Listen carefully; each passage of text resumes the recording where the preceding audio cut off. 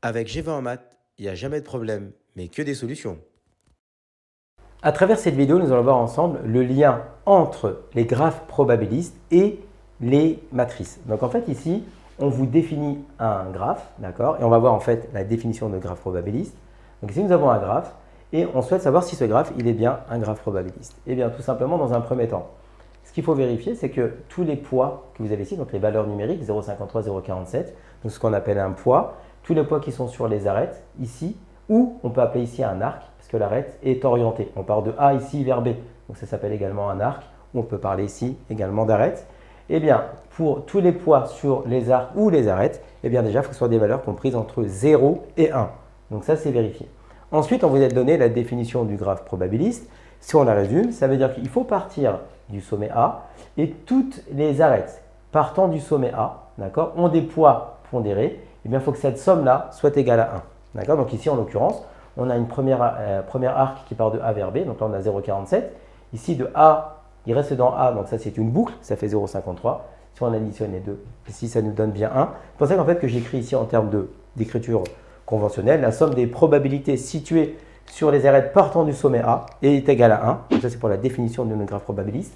On vérifie bien que 0,47 plus 0,53 est bien égal à 1.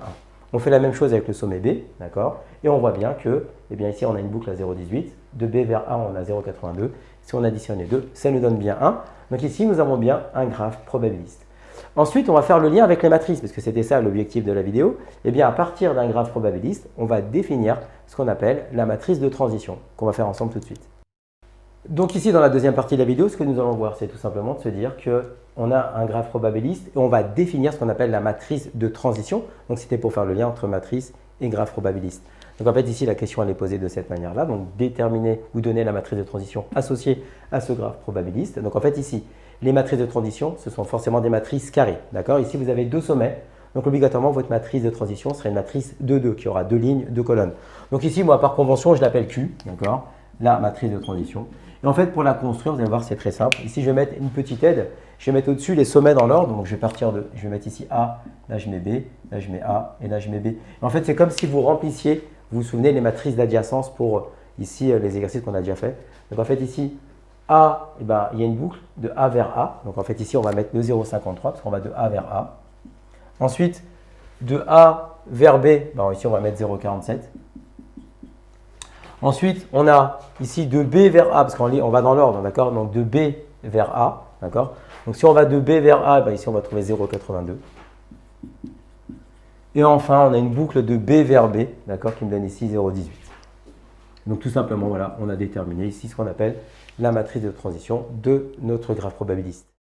Comme tu as kiffé la vidéo et que tu veux des bonnes notes en maths, alors tu mets un pouce bleu, tu t'abonnes à notre chaîne, tu poses un commentaire, on y répond sans problème. Ensuite, on t'embarque avec nous sur g20enmaths.com. Des exercices corrigés, des détails de ouf avec ça. Plus d'excuses pour pas avoir de bonnes notes en maths. Et bien sûr, rendez-vous sur nos réseaux sociaux.